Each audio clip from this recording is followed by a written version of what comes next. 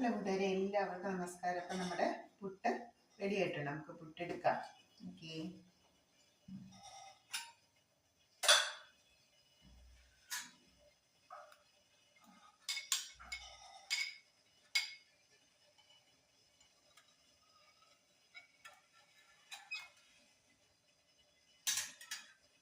നമ്മുടെ വെജിറ്റബിൾ പുട്ടാണ്. നമ്മൾ അരിപ്പൊടിയോടൊപ്പം നമ്മൾ തേങ്ങയും ക്യാരറ്റും കൂടെ നമ്മൾ പൊടിയായി അരിഞ്ഞ് ചേർത്ത്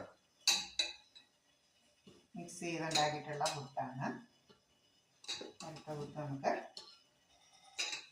വെച്ച് കൊടുക്കാം.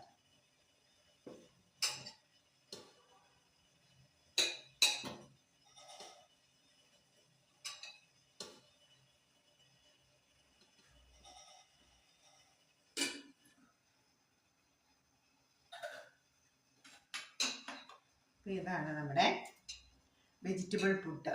അരിപ്പൊടി, തേങ്ങ, പിന്നെ നമ്മൾ ചേർത്തിട്ടുള്ള ക്യാരറ്റ് പൊടിയായി അരിഞ്ഞ് നമ്മൾ മിക്സ് ചെയ്തെടുത്തിട്ടുള്ളതാണ്. അരിപ്പൊടിയോടൊപ്പം നമ്മൾ ചേർത്ത് നനച്ചെടുത്തിട്ടുള്ളതാണ്. അതപ്പം അരിപ്പൊടിയുണ്ട്, ക്യാരറ്റ് അരിഞ്ഞതുണ്ട്, പിന്നെ തേങ്ങ ചേർത്തിട്ടുണ്ട്, നല്ല ഉപ്പും കൂടെ ചേർത്ത് നമ്മളിങ്ങനെ നനച്ചെടുത്തു.